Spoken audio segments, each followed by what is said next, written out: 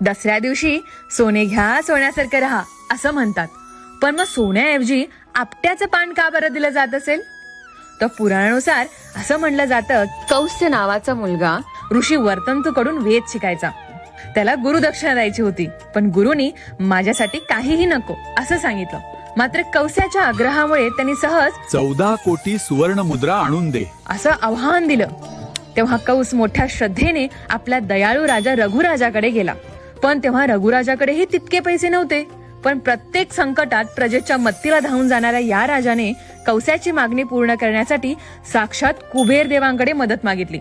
त्याची ही नम्र विनंती पाहून कुबेर देवाने चक्क सोन्याचा पाऊस पाडला. पण दयाळू असणाऱ्या राजाने त्या सर्व सुवर्ण मुद्रा कौस्याला दिल्या. मात्र प्रामाणिक कौस्यानेही जितक्या मुद्रा त्याला गरजेच्या होत्या तितक्याच घेतल्या आणि बाकीचं सोनं आपट्याच्या झाडाखाली ठेवून प्रजेला लुटायला दिलं. तर तोच दिवस होता दसऱ्याचा.